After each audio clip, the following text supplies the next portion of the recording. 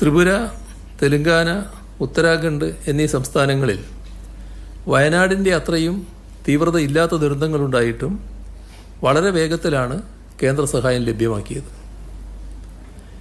ഈയിടെ മഴക്കെടുതിയുണ്ടായ ത്രിപുരക്ക് 40 കോടി രൂപ, പ്രളയമുണ്ടായ ആന്ധ്രാപ്രദേശിനും തെലുങ്കാനയ്ക്കും 3448 കോടി രൂപ. ദുരന്തം സംഭവിക്കുന്നതിന് മുൻപ് തന്നെ മുൻകരുതലായി ബീഹാറിന് 11,500 കോടി രൂപ. ഇതെല്ലാം കേന്ദ്ര ഗവൺമെൻറ് സഹായമായി പ്രഖ്യാപിച്ചതാണ്. അതേ കേന്ദ്ര സർക്കാരാണ് കേരളത്തോട് ഈ അവഗണന കാണിക്കുന്നത്. കേന്ദ്ര സർക്കാർ പ്രളയ ദുരന്തം നേരിടാനുള്ള സഹായ പദ്ധതികൾ പ്രഖ്യാപിച്ചപ്പോൾ ബീഹാർ, ആസാം, ഹിമാചൽ പ്രദേശ്, സിക്കിം തുടങ്ങിയ സംസ്ഥാനങ്ങളെ മാത്രമാണ് പരിഗണിച്ചത്. ഇതും ഇതിനോടൊപ്പം കൂട്ടിച്ചേർത്ത് വായിക്കേണ്ടതാണ്. കേന്ദ്രത്തിന് സമർപ്പിച്ച നിവേദനത്തിൽ പ്രധാനമായും 3 കാര്യങ്ങളാണ് സംസ്ഥാന സർക്കാർ ആവശ്യപ്പെട്ടിട്ടുള്ളത്.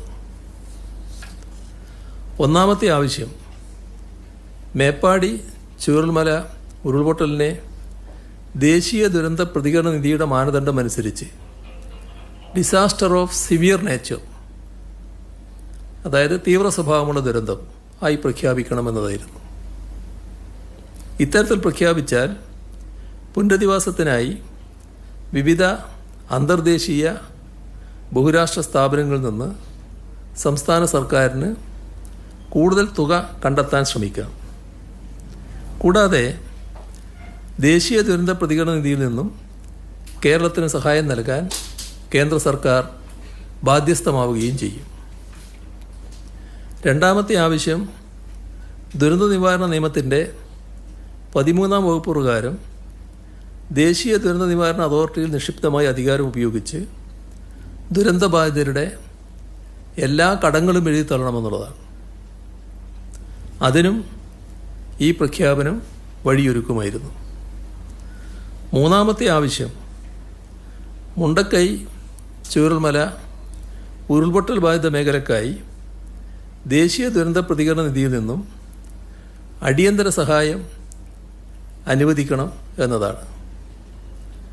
ഈ 3 ആവശ്യങ്ങളിൽ ഒന്നിനു പോലും ഇതുവരെ അനുകൂലമായൊരു മറുപടി തന്നിട്ടില്ല. മേപ്പാടിയിലെ ദുരന്തത്തെ തീവ്ര സ്വഭാവമുള്ള ദുരന്തമായി പ്രഖ്യാപിച്ചിട്ടില്ല. ദേശീയ ദുരന്ത പ്രതികരണ നിധിയിൽ നിന്ന് അടിയന്തര സഹായം അനുവദിച്ചിട്ടില്ല. ദുരന്തബാധിതരുടെ ലോണുകൾ എഴുതി തള്ളിയിട്ടുമില്ല. കേന്ദ്ര സർക്കാർ ചൂരൽമല മുണ്ടക്കൈ ഉരുൾപൊട്ടലിനെ തീവ്ര സ്വഭാവമുള്ള ദുരന്തമായി പ്രഖ്യാപിച്ചാൽ, അതാണ് L3 കാറ്റഗറി, രാജ്യത്താകെയുള്ള പാർലമെൻറ്റ് അംഗങ്ങൾക്ക് ദുരന്തബാധിത പ്രദേശങ്ങളെ സഹായിക്കാനായി MP-LAD ഫണ്ടിൽ നിന്നും 1 കോടി രൂപ വരെ ലഭ്യമാക്കാൻ കഴിയും.